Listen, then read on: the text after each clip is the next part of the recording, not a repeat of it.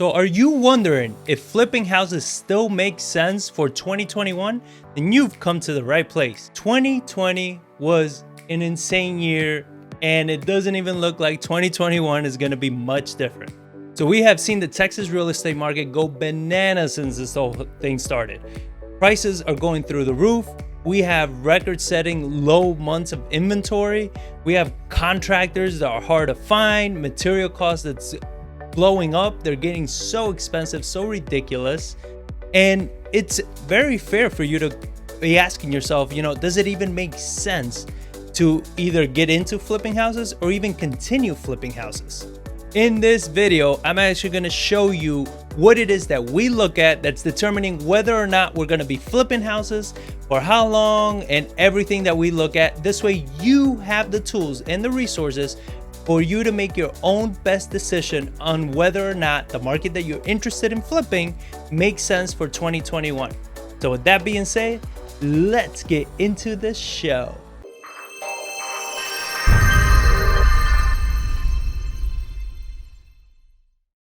This is John Barbera with an Investor's Journey, bringing you real strategies that you can implement in today's market to help you invest in real estate the right way. In this channel, we share with you lessons learned as full-time investors, like this video right here. So if throughout the video you're finding value, make sure you hit that thumbs up. So just so you know, real quick, I know this video is being released like right up against it, but we're doing a live workshop March 20th as a Saturday on how it is that you can get started in wholesaling houses and how to wholesale your first house within 30 days. I'm going to show you everything that we've done, everything that we do for you to get a deal, lock it in, and get it wholesaled. It doesn't matter where you are or where you're starting. You're going to want to check out that workshop March 20th. Go to wholesalingtherightway.com. And the link will be below in the description, but go check out that workshop. Also, make sure you're checking out every Friday for Coffee with the Johns. We go live every Friday. We're covering all the news, trends, and tactics that are happening. That way you understand how to better interpret the news, all the policies, everything. How's that going to affect your investing, your market? We have some great conversations. We talk about everything. And it's a lot of fun. So make sure you check it out every Friday morning, 8 a.m. Texas time. Coffee with the Johns on this channel. So this video right here is actually going to be a part of a series that I'm creating on flipping houses in 2021. There's going to be a whole series. I'm going to be covering everything from how to analyze a deal, put together a scope of work, hiring a contractor, managing them, managing the rehabs, listing the property, everything that has to do with flipping. Everything that we do day in and day out when we rehab and flip our properties, I'm covering everything. So for you not to miss any of these videos, make sure you're subscribed to our YouTube and hit that bell notification so you get notified as soon as we drop these videos. They're going to be very timely as the market keeps changing. So as things change, we're going to be updating them. So make sure you catch them as soon as they're released. That way, you are better prepared for whatever strategies you want to implement. So make sure you stick around to the end, as I'm going to share with you the biggest mistake a lot of flippers make and the one that you need to avoid when you're flipping houses. So make sure you watch till the end to catch that tip. All right, look, a savvy real estate investor can make money in any market condition. The trick is that you need to understand what is the condition of the market, right? You need to understand where the market currently is to see what strategy is going to work the best and how to implement that strategy the best way, because it's not all the same. Flipping houses is not all the same, as we're going to cover here. It's not the same concept. There's a lot of different ways that you can flip a house and make it profitable depending on how the market is doing. This is why we stress so much that you have to know your market. You have to know the market that it is that you are wanting to invest in. You need to know it very well. So if you're going to be investing anywhere, if you don't understand your market, you are not going to understand what the best strategies are and why you should be implementing them. We've all heard that saying that real estate is local, right? Location. It really is. It's local. You can't go by what's happening in the country when you're investing in real estate. You have to look at it, what is happening locally. In Texas, real estate is very, very hot right now. So first thing, we're going to check out what a hot market looks like and how to determine whether or not where you want to flip is a hot market. A very important term you need to understand is MOI, months of inventory. This is crucial, especially when it comes time to flipping houses. What months of inventory is going to tell you is how hot the market actually is. So it's been said that a balanced market is 6 months of inventory. This means that if within 6 months no other properties hit the market, there's no more properties left. Those properties will sell in 6 months and that's it. There's no more inventory left. So that's what 6 months of inventory means. So when somebody's saying, oh, there's 2 months of inventory, 1 month of inventory, all of that, that's exactly what that means. That means that if nothing hits the market within that month, there's no more inventory left. So if you're under 6 months, that's a seller's market. All right, the market's hot. It's properties are moving fast. That means sellers can dictate more of what they want, right? They have more options because they can sell a lot faster. They have more options available. If it's over 6 months, it's a buyer's market. Houses are taking much longer to sell, so buyers can be pickier and can dictate more of the terms. So what I'm actually curious about is the balanced market is 6 months. But with what we've been having lately, I wonder if that's going to adjust. I'm actually curious if now, moving forward, they say, you know what? 6 months is no longer a good metric to have. A balanced market is going to be more like 4 months, or 3 months. I'm curious to see after this pandemic how everything is going to go back and forth if we remain at a 6 month, it being a balanced market. So keep an eye on that because it's going to be interesting to see how that shakes out. So San Antonio right now actually has 2 months of inventory. That means, again, if no houses get listed for 2 months, everything is gone. And the top 6 zip codes are sitting in under 1 month of inventory. All right. I mean, it is crazy hot in San Antonio at the moment. So what do you expect when you start seeing these levels of low months of inventory? This is when you start actually seeing bidding wars when you list a property, all right? When in Dallas, we saw this a few years back already, where they would list a property below market value intentionally because they wanted to have a bidding war, because then the bidding war will come in and they would usually push them a lot higher than what they even wanted by a lot. So when the market is this low, this is when you start seeing bidding wars, especially in the hot price points, right? You got to see what are those hot price points in your market. And that's why for San Antonio, we always do a market update that my business partner, John Barr, puts together. You can find the description below, the link to the description below.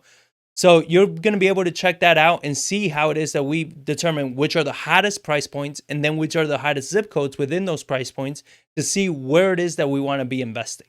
Along with bidding wars, you're also going to be seeing, houses selling within hours of being listed.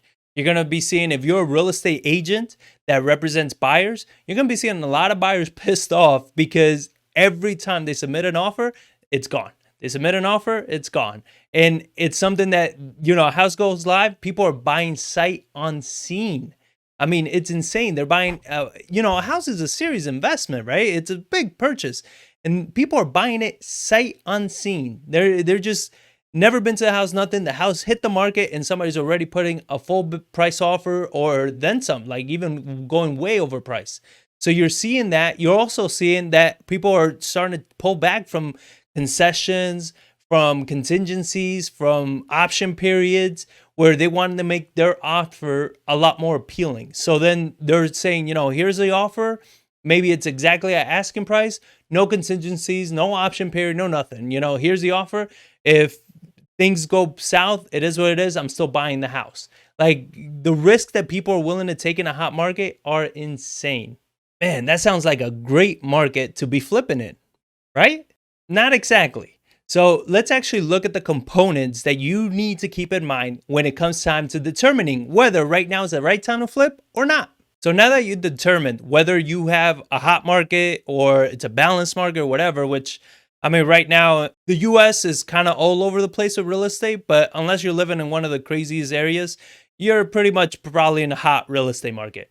So now that you've determined that, it's not enough. Now you actually need to determine, can your market generate deals? Having a hot market means absolutely nothing if you can't have deals. And by deals, I mean a property that can actually make you money. If your market cannot generate these deals, it doesn't matter how hard your market is because you can't make money in that market, right? So, one of the biggest issues with a hot market is, again, like I told you at the beginning, sellers have a lot of options.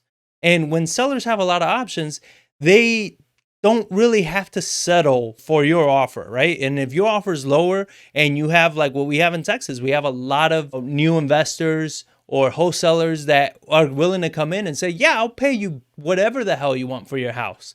So it makes it so much harder for you to actually generate deals that make sense to flip. And what this does a lot of the times, and at least it should definitely do it in your case, if the numbers don't make sense, if you're submitting an offer and the numbers are not making sense at what they wanted, that means you walk away. All right. Don't take it down just because you want a deal. All right. That's how you're going to get into a lot of trouble. Walk away from the property. So this brings us to the next component, which is you're going to need to really adjust your 70% minus repair formula. So in a hot market, you actually have to focus more on volume than it is hitting home runs. So what does this look like? Let's check that out. So that means tighter margins, right? When you are having properties that you might have to find yourself paying a little bit more, your 70% minus repair formula goes out the window. Now it's when you actually start having to weigh your risk reward ratio more than anything else. Because right now, when you try to get into that 70% formula, it's not so clear cut. Now you got to look at, all right, well, what's my risk exposure to this deal? Right? I'm looking at this property.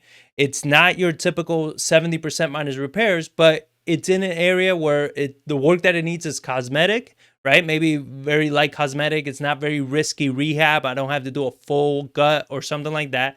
So it's not, the rehab is not risky, and the months of inventory in this area are stupid low. That means that you're going to do a quick turnaround. So when you add very low risk with rehab and very quick turnaround time, you limit your risk of not making money, right? Tremendously. So now instead of maybe walking away with, I don't know, let's say 15% profit that you typically want to get on your deals, maybe you're walking away with 10 or 9% profit. But it's still profit nonetheless. This is why you got to do volume. Because when you do volume, you're able to actually have more deals in the pipeline. So then because they're smaller profits, you're going to need more deals to make up that difference that you weren't making up, that you before were able to do with just one or two deals. Now maybe you need, for one deal, you need maybe 2 or 1.5 deals to make that same profit. So you got to adjust that formula a little bit. So in another area that doing volume is going to help you is going to be with your contractors. If you can provide consistent volume for your contractors, you might be able to start negotiating better prices for the rehabs and for all of this. You might be able to even get better discounts when you go to the supply houses to buy material, because you can probably buy, let's say paint and a lot of the things that you're using consistently, you can buy it at larger scale, so it saves you some money, because then all of these little savings, speed of market, everything, these all start piling up and create actual profit and better revenue for your business. So another component to keep in mind on whether or not it's the right market to be flipping or how to make money in that market is the level of the rehab that you're doing to these properties, or the level of rehab that maybe you don't need to be doing to these properties. So what do I mean by this? Not every house needs a full rehab. You got to understand the market that you're in. You got to understand the neighborhood that property is in, what the demand looks like, because you might be able to get into a property and essentially flip the house by simply cleaning it up or doing some minor touches, some minor repairs here and there, and it still is a profitable deal. This is where people that get into flipping houses from watching TV shows or following Facebook get into a lot of trouble, because they start getting emotional and they don't look at the data. You must always, always, always look at the data. And what that means in this case is the comps. You want to look at, when you're looking and evaluating a flip, what you want to pay more attention to is you got to see, okay, let's look at the sold. They're selling in less than a month, right? They're selling in less than 30 days. Great. And then you're looking at the actives, which properties are on the market. And if you're not seeing much of any properties on the market, you're in a hot area. Because if the houses are selling quick and there's no inventory, that's a hot area. All right. That means that if you put a property on the market, it's more than likely to sell very, very fast. So now what you want to actually look at is what has been selling, right? So you looked at it, you're like, all right, this is a hot area. This is good. So what has been selling? What are the conditions of these homes? And you're going to see that a lot of times are houses that the homeowners themselves has sold and it was just move-in ready, but yet they sold it at full market value. Why? Why were they able to sell full market value? Because there's nothing else in the area. There's no other inventory. So if somebody wants a house in that area because of maybe the schools or its proximity to their job, whatever it may be, they're going to be willing to pay full market value for a house that's like, you know what, it's not updated, but we can live in it and it's exactly where we want to be in. So that's where it is right now. So you have to look at the comps and you got to see, all you got to look and ask yourself is, if that's the case, what is the least amount of work I can do to this home to get it financeable? By financeable, I mean, what is something structural that may be wrong with the house? Foundation, roof, something that may not qualify for bank financing. Because if you take care of all the structural components and it qualifies for bank financing, then your buyer pool goes drastically higher, where now you don't need, somebody to come in for cash. You can have somebody come in with a loan because the house can be financed. Making a house financeable could be very simply just cleaning it up, just getting rid of whatever debris, maybe a light touch up here, a light touch up there. It's very simple. You got to just look at it and make sure if this house is financeable, sometimes that's all you need and you put it on the market. Now, I understand that's not sexy, right? That's not fun. That's not what we see on TV, but it's going to make you money. And remember what we talked about before, that 70% formula. You have to adjust that. You have to look at now, okay, well, this is not a 70% deal, but now my repair risk is substantially lower because all I got to do is clean it up. And then I'm putting it on a market that's selling quickly. So your reward is lower, but so is your risk. You understand? So that is how you got to look at investing in 2021. So does flipping houses in 2021 still make sense? Let's bring it all together and see if it all makes sense in all of this. Number one, you need to determine what market is currently at where you're looking to invest. Where is that market? Is it hot? Is it, normal? Where is that market? Because that's going to determine the level of risk you got to take, the speed of the market, and what it is that you got to actually look at. Number two, can you make an actual profit from the deals that are available in that market, right? So you're looking through the deals, you're looking through everything. Are you seeing deals that even adjusting your 70% formula, can you create volume and can you create a deal flow to actually make money on these flips? Number three, is it even necessary for you to do a full rehab on the house? I swear, you gotta ask yourself this every project that you do moving forward. In a very hot market, look at it. Do I need to do a full rehab to sell this house? Because that's where your profit is as well. By doing just enough to make sure that it sells, you're going to be able to increase your profit margin tremendously from what you originally had. And that brings us to number four, which is, are you thinking logically based on data, or are you thinking emotionally based on what's cool and what your Instagram friends are going to say about this? Because that is going to determine the difference whether you win or you lose. And if you lose, you're going to lose big. Warning time. All right. So here's that tip that I told you that I was going to tell you that gets a lot of investors into some deep, deep crap. And this is, don't just flip just to flip. So what do I mean by this? Don't get into flipping houses just to say that you're flipping houses.